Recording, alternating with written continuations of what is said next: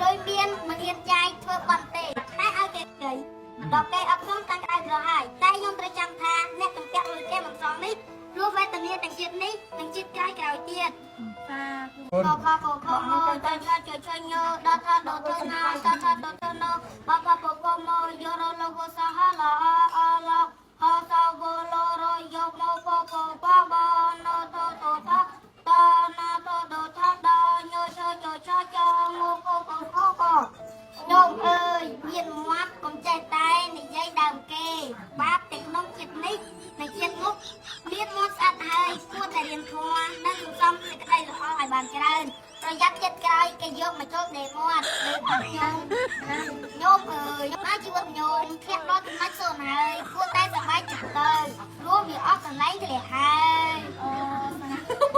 โยมว่าอายุ30จะยังให้มันต้นแจ้งในใจเคียซาลูกให้กระทรวงทางคนไทยจะแนะนำรับคนตุลาการเราเรียนเคียซาโลกลางวันนั่นโยม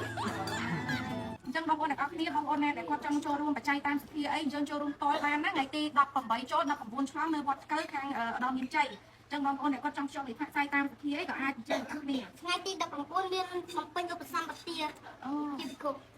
អូនៅវត្តនេះដែរមែនបងអូបំពេញនៅវត្តនេះអូតាមតញឹកញោមកុំភ្លេចមកលេងវត្តលកនផងវត្តលកន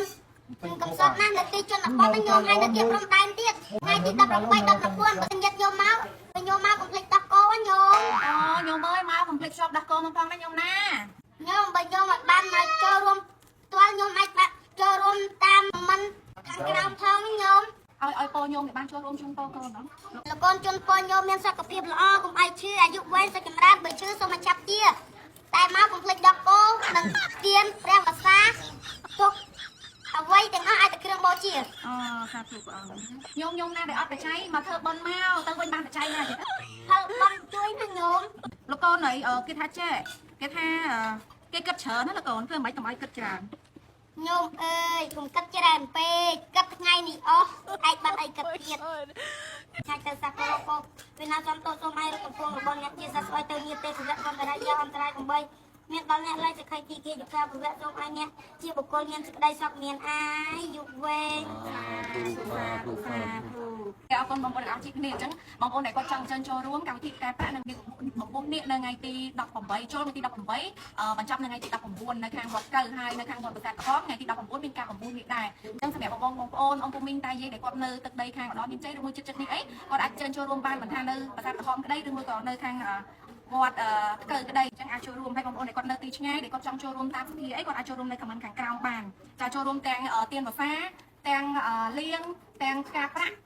សម្រាប់វត្តដែលខ្ញុំបានជំរាបបងប្អូនទាំង4អញ្ចឹងវត្តបុស្បឺវត្តកើវត្តប្រាសាទក្រហមនិងវត្តអូបញូវ